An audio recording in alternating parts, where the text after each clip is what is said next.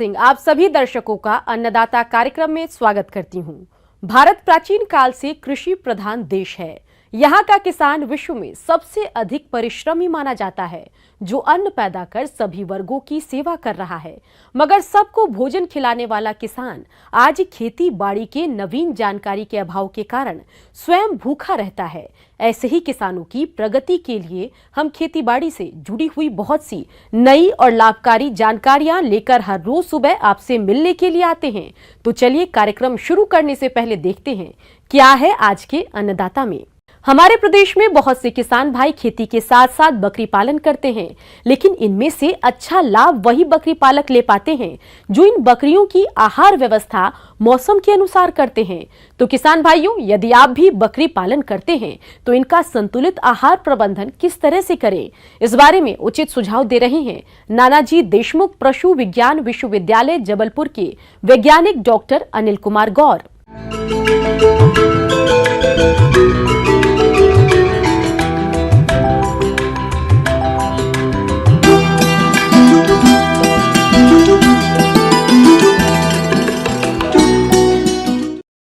आज आपको बदलते मौसम में बकरे बकरियों की देखभाल कैसे करें हमारे पशुपालक भाई, इस पर तकनीकी जानकारी देने के लिए उपस्थित हूँ।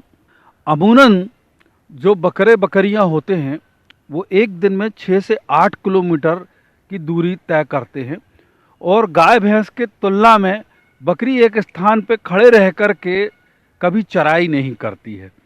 ये एक घुमंतू जानवर होता है। बकरियों की अच्छी वृद्धि विकास हो पाए, इनके खान पान का उचित प्रबंधन करना चाहिए। बकरियों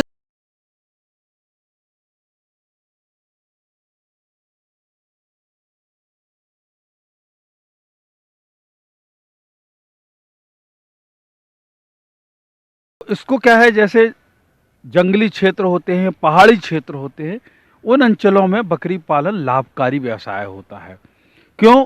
क्योंकि वहाँ विभिन्न तरह की पत्तियाँ उपलब्ध होती हैं। वो चाहे झरबेरी हो, पीपल की पत्ती हो, बरगद की हो, सुबबूल की हो, या आपके जो जंगली पेड़ पौधे होते हैं, ख़ास तौर से ऐसे खरपतवार लैंटाना आदि को छोड़ दें हम, क्योंकि ये टॉक्सिक होते हैं, विषाक्त पत्तियाँ होती हैं, उनको हमें अमल में नहीं लेना है। लेकिन बाकी पत्तियों से लेने के कारण ही जब बकरी जो होती है, एक वयस्क बकरा बकरी जो होती है, एक दिन में कम से कम 5 किलोग्राम हरी पत्ती की आवश्यकता होती है। ये तो हरी पत्तियाँ हुई। अगर आपके पास चारागाह चराई का स्थान है, उनको विकसित करें और वो फेंस्ड हो, अच्छे पेड़ पौधों का वृक्षारोपण करके अगर आपने ये विकसित कर लिए तो ये सालों साल आपको जो है पत्तियाँ देते रहेंगे। कुछ जो होते हैं, जैसे खरीफ मौसम में आपने जैसे एमपी चरी है या अफ्रीकन टॉल मक्का लगा ली, तो उससे आप साइलेज का अचार भी बना सकते हैं। हरे चारे तो उपयोग में आ ही जाते हैं। साथ में क्या है, जैसे मक्का आपने लगाई, मक्का की कड़वी भी वो उपयोग में ले लेगी, पत्तियां तो लेगी, साथ में जो भुट्टे से दाने मिलते हैं वो आहार पोषण में एक घटक का रूप काम करेगा, तो दाना मिश्रण में आपकी लागत कम हो जाएगी। शुष्क चारे में अमूमन तौर पे जो पशुपालक भाई है, चाहे चने का भूसा इस्तेमाल करें या राहर का भूसा इस्तेमाल करें, जो उनके क्षेत्र में जिसकी उपज ज़्यादा हो उसको वो संग्रहित करके रख लें, तो वो जो भूसा होगा वो साल भर उपयोग में वो ले सकते हैं। तो इनको 24 घंटे में 1 किलोग्राम भूसे की आवश्यकता होती है, जो इनसे पूर्ति की जा सकती है। बकरियों की अच्छी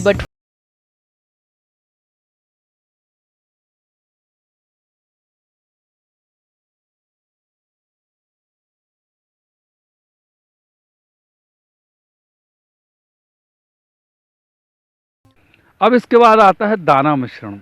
मैं आपको बता दूं, दाना मिश्रण के जो घटक होते हैं उनमें मक्का का दलिया होता है, फिर चने की भूसी होती है, दालें जो आपने ली, दाने के बाद जो चुनी निकलती है उस चुनी को भी दाना मिश्रण में उपयोग में ले लें। गेहूं का चापड़ है और अंडर साइज गेहूं को भी दलिए के रूप में करवा के आप दाना मिश्रण में उपयोग में ले सकते हैं।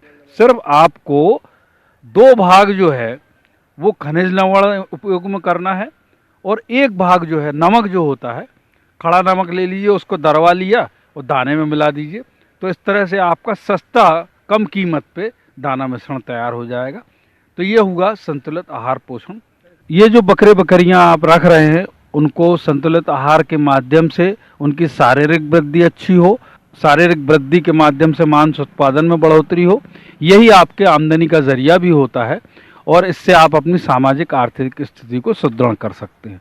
किसान भाइयों, अभी तक आपने खेती से जुड़ी हुई कुछ उपयोगी जानकारियां देखी। अब लेते हैं एक छोटा सा ब्रेक, जल्द ही लौटेंगे और कार्यक्रम में आगे भी है खेतीबाड़ी से जुड़ी हुई महत्वपूर्ण जानकारियां, तो बने रहिए हमारे साथ। राज्य में रबी फसलों की कटाई चल रही है।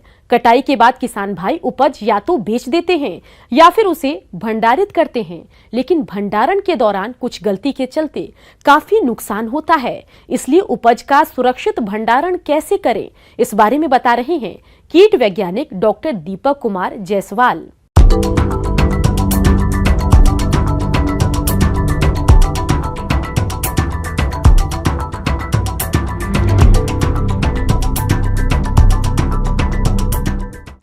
नमस्कार किसान भाई, आज हम लोग बात करेंगे भंडारण के विषय में। तो कटाई के उपरांत सबसे बड़ी हमारे लिए चुनौती होती है, किसान भाइयों के लिए चुनौती होती है उसका संरक्षण। क्योंकि फसल उत्पादन तो अच्छा हो जाता है, बहुत मेहनत करते हैं, उत्पादन अच्छा हो जाता है, लेकिन उसको बचाना भी हमारे लिए एक बड़ा ही महत्वपूर्ण कार्य होता है। देश के कुल उत्पादित खाद्यान्नों का 72.5% भंडारण किसानों के घरों में पुरानी एवं परंपरागत विधाओं से अनाज भंडारण किया जाता है, जबकि 27.5% सरकार वैज्ञानिक भंडारण भविष्य की आवश्यकताओं के मद्देनजर वैज्ञानिक ढंग से करती है। फसलों की कटाई के बाद अनाज को विभिन्न स्तरों पर क्षति होती है।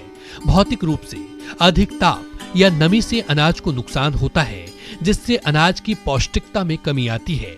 आमतौर पर कीड़ों द्वारा 2.55%, कटाई मढ़ाई द्वारा 1.68%, सूक्ष्म जीवाणु एवं नमी से 0.68%, चूहों द्वारा 2.50%, पशु पक्षियों द्वारा 0.85%, यातायात से 0.15% तथा प्रसंस्करण से 0.92% क्षति होती है। इस प्रकार लगभग भंडारण ठीक प्रकार न हो पाने के कारण अनाज का लगभग 10% का प्रतिवर्ष नुकसान देश में होता है। तो भंडारण मुख्यतः दो वजह से किया जाता है, एक खाने के पर्पज से, उपभोग के लिए, और दूसरा होता है बीज के पर्पज से। तो जैसा कि हमको पता है कि जो हम बीज के लिए हम रख रहे हैं उसमें तो हमको बहुत आसानी रहती है कि भाई हम उसमें कोई भी केमिकल इंसेक्टिसाइड और कोई भी पेस्टिसाइड मिला सकते हैं, लेकिन जब हम उपभोग के लिए करते हैं तो उसमें हम नहीं मिला सकते हैं, क्योंकि हमको उसको डायरेक्टली हम उसको खाते हैं, उसको हम यूज करते हैं दाल के रूप में और भी विभिन्न तरह से, तो उसके लिए हमको ध्यान बरतना होता है। तो ये जो भंडारण की प्रक्रिया है वो शुरू हो जाती है खेत से ही। कितया जो नुकसान पहुंचाते हैं वो होते हैं कीट। कीटों में 4 अवस्थाएं होता है उसमें एग, लार्वा, प्यूपा और एडल्ट। तो किसान भाई क्या होता है कि जब भी बोरा वगैरह जिसमें वो संरक्षित करते हैं उसकी सफाई अत्यंत आवश्यक है, क्योंकि उसमें जो उसका होता है प्यूपल स्टेज वो उसमें पड़ा रहता है, जिसको किसान भाई आँख से, हम भी कोई आँख से उसको नंगे आँख से नहीं देख सकते हैं। तो जब हम उसको सुखा देते हैं या उसको धूप में हम 24 घंटे 48 घंटे के लिए जब हम रख देते हैं तो उससे हमको ये फ़ायदा होता है कि उस पर जो प्यूपा होते हैं, जो उसका रेस्टिंग स्टेज होता है, उसकी मृत्यु हो जाती है। और जब हम उसमें भर करके ले आके जब हम उसको कहीं भी रखते हैं, संरक्षित करते हैं, तो उसकी आयु बनी रहती है। दूसरी चीज़ होती है, मुख्यतः दलहन में विभिन्न तरह के घून और भृंग कीट वगैरह लगते हैं, तो उसके लिए हमको सफाई सबसे बड़ा आवश्यक चीज़ है। दूसरा आवश्यक चीज़ है उसको सोलराइज करना, मतलब धूप में अपने दाने को सुखाना।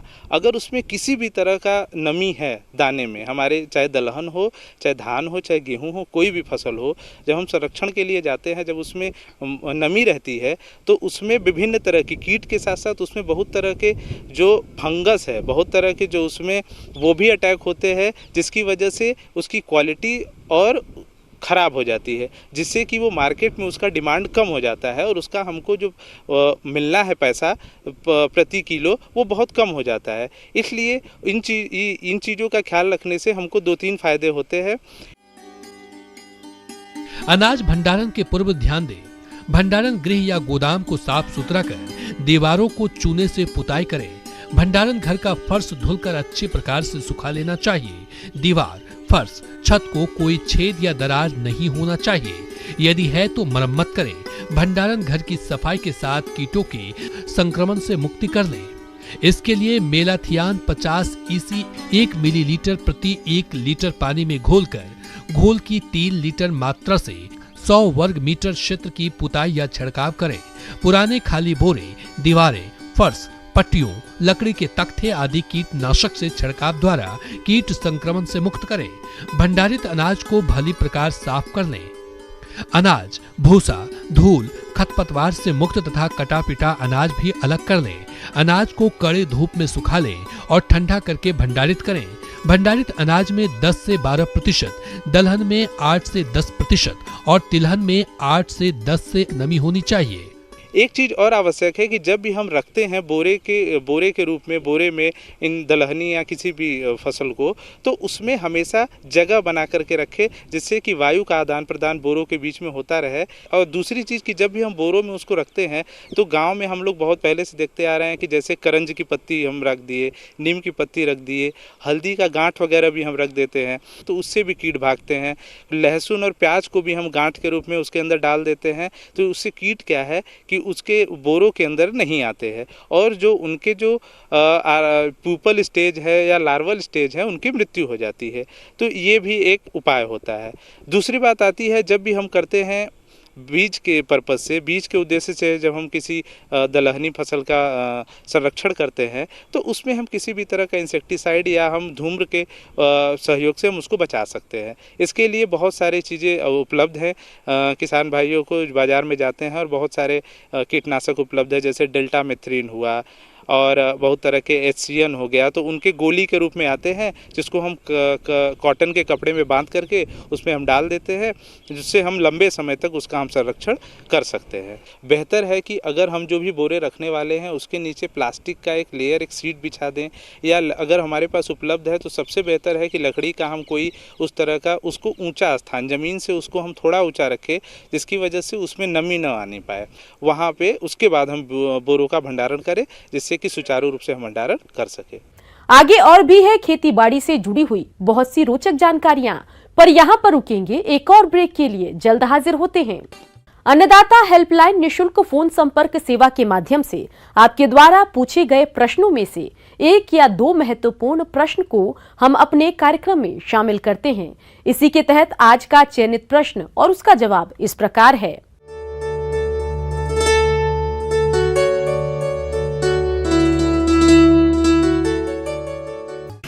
आज आपके सामने लौकी की फसल में किस प्रकार से प्रबंधन किया जाए तो उसके बारे में जानकारी देना चाहती हूँ। जैसा कि हम देख रहे हैं कि अभी मार्केट में लौकी मिल रही है और किसान भाई इससे लाभ भी कमा रहे हैं लौकी की फसल लगा के। तो जैसा कि हम जानते हैं कि जो खरपतवार की समस्या है जब लौकी की फसल में आती है तो किसान भाई देख लें, क्योंकि अगर खरपतवार आएगा अपनी फसल में तो पौधे की वृद्धि नहीं होगी, क्योंकि लौकी बेल वाली फसल है। तो किसान भाई जो भी खुरपी की सहायता से या किसी और यंत्र की सहायता से समय समय पे निदाई गुड़ाई करते रहें। निदाई गुड़ाई करने से एक तो फ़ायदा ये होता है कि जो एरेशन होता है वो भूमि का प्रॉपर हो जाता है और हमारे पौधों की वृद्धि भी सही से होती है और जो खरपतवार हैं वो भी निकल जाते हैं। किसान भाइयों, लौकी की फसल से अधिक उत्पादन प्राप्त करने के लिए आप फसल में सिंचाई करते हुए पोषक तत्वों का प्रयोग कैसे करें, इसकी जानकारी कुछ इस प्रकार है। अब हम देखते हैं कि सिंचाई की व्यवस्था। तो किसान भाई पानी का विशेष रूप से ध्यान दें, क्योंकि अगर ज़्यादा पानी होता देते हैं फसल में तो पौधे की जड़ें गलने लग जाती हैं और पौधे की वृद्धि भी सही प्रकार से नहीं होती है। तो किसान भाई ये देख लें कि हमारी पहले भूमि किस प्रकार की है। अगर भारी भूमि है तो हमें पानी कम लगेगा और हल्की मिट्टी है तो पानी ज़्यादा लगेगा। आप पहले पानी देने से पहले देख लें कि हमारी मिट्टी में पानी की आवश्यकता लग रही है तो उसको देख के पानी दें। तो जब भी तोड़ाई करें तो उसके बाद देखते रहें कि हमारी फसल में उर्वरक की मात्रा लग रही है तो नाइट्रोजन जो हमने कई बार पहली शुरुआत में दिया था तो बचा दे देते हैं, तो तोड़ाई के समय आप दे सकते हैं उर्वरक। तो इस तरह इन बातों का ध्यान रखें। किसान भाइयों, लौकी की फसल को कुछ कीट और रोग अधिक नुकसान पहुंचाते हैं, इसीलिए आप इनकी पहचान कर नियंत्रण के लिए क्या करें, इसकी समस्त जानकारी कुछ इस प्रकार से है। किसान भाई अब हम चर्चा करेंगे लौकी की फसल में कौन कौन से कीट और रोग लगते हैं। तो सबसे पहले चर्चा करते हैं कीट नियंत्रण पर। इसमें कौन कौन से कीट आते हैं लौकी की फसल में। तो सबसे पहले आता है एक बीटल आता है। तो ये बीटल क्या करता है, पहले पत्तियों को, छोटी पत्तियों को काटता है, फूल को काटता है। जब फल बन जाता है तो फल को भी नुकसान पहुंचाता है। पौधे पर इस कीट को देखें तो एक दवाई आती है क्विनोल फॉस करके दवा, उसकी 2 ग्राम लीटर प्रति मात्रा के हिसाब से घोल बना के स्प्रे करें तो इस कीट का हमें प्रकोप से बच सकते हैं, क्योंकि ये बहुत मुख्य कीट है लौकी वर्गीय फसलों में। तो इस कीट का विशेष रूप से ध्यान रखें, अगर ये दिखता है तो इसको नियंत्रित करें। फिर एक कीट आता है फ्रूट फ्लाई करके, ये भी मुख्य कीट है लौकी की फसल में देखा जाता है। तो ये कीट क्या करता है, ये मक्खी के रूप में होता है। तो पहले ये फूल पे अपने अंडे देता है, इसकी जो मादा मक्खी है, फिर उसके जो लार्वी निकलते हैं वो फल को नुकसान पहुंचाते हैं और फल के अंदर पहुंच के फल को पूरा ख़राब कर देते हैं। और फिर हमने कई बार देखा है कि फल पूरा अंदर से सड़ जाता है, तो इसकी गुणवत्ता ख़राब होती है और बाज़ार में बेचने योग्य नहीं रहता, तो काफ़ी नुकसान पहुंचाता है। तो अगर इस कीट का हम प्रकोप देख रहे हैं अपनी फसल में, तो एक ट्रैप करके आता है मिथाइल यूजिनॉल करके ट्रैप। तो इस ट्रैप का अपन खेत में प्रयोग करें तो इस कीट की जो मादा मक्खी है वो इससे कंट्रोल होती है। तो इसका अगर मादा मक्खी कंट्रोल हो जाएगी तो हमारे फसल में इस कीट का प्रकोप नहीं होगा। अगर ट्रैप नहीं कर रहे हैं तो किसान भाई क्विनोल फॉस नाम की दवा आती है, उसका भी स्प्रे कर सकते हैं। 2 ग्राम प्रति लीटर के हिसाब से इस दवाई का स्प्रे करके भी अपने जो फ्रूट फ्लाई है उसको कंट्रोल किया जा सकता है। किसान भाई अब हम चर्चा करेंगे लौकी में कौन कौन से रोग आते हैं और किस प्रकार से उनका नियंत्रण करें। तो सबसे पहले इसमें रोग आता है पाउडरी मिल्ड्यू, जो एक फफूंदी के द्वारा फैलता है। तो इसमें हमने देखा है पत्तियों पर, तनों पर एक सफ़ेद सा पाउडर जम जाता है, जो बाद में पूरे पौधे पर बढ़ जाता है शुरुआती अवस्था में, और फिर पूरा पौधा सूख जाता है तो उसकी बढ़वार रुक जाती है। अगर इस प्रकार का जो हमारे पौधे में समस्या देखी जाती है तो एक वेटेबल सल्फर आता है, तो उसका घोल बना के स्प्रे कर सकते हैं। 3 ग्राम प्रति लीटर के हिसाब से घोल बनाकर वेटेबल सल्फर का घोल करके आप स्प्रे करें, तो इससे हमारी जो फसल पे जो पाउडरी मिल्ड्यू आया उससे रोकथाम मिलती है। एक है डाउनी मिल्ड्यू। डाउनी मिल्ड्यू भी एक फफूंदी के द्वारा फैलता है। तो इसमें रोग के लक्षण जो है निचली पत्तियों में पाए जाते हैं। निचली पत्तियों पर कोणाकार धब्बे बन जाते हैं जो ऊपर से पीले या लाल भूरे रंग के होते हैं।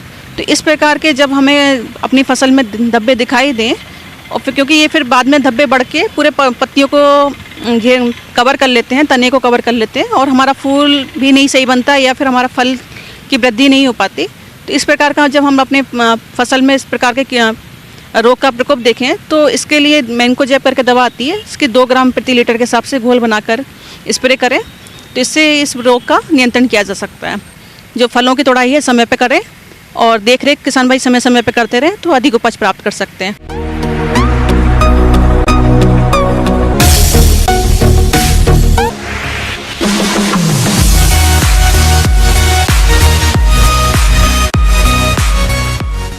आइए अब एक नजर डालते हैं राज्य की कुछ चुनी हुई मंडियों की प्रमुख फसलों के बाजार भाव पर।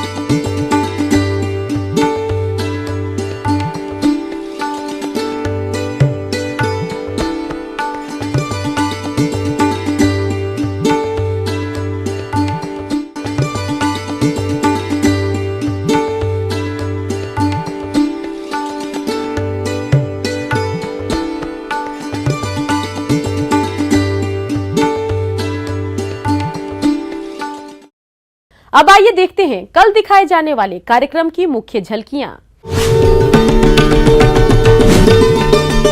अधिक उत्पादन के लिए बैंगन की फसल में जरूरी कार्य।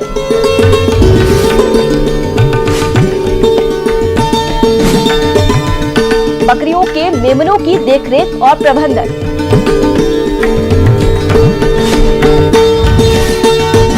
किसान भाइयों, अन्नदाता आपकी सेवा के लिए संकल्परत है।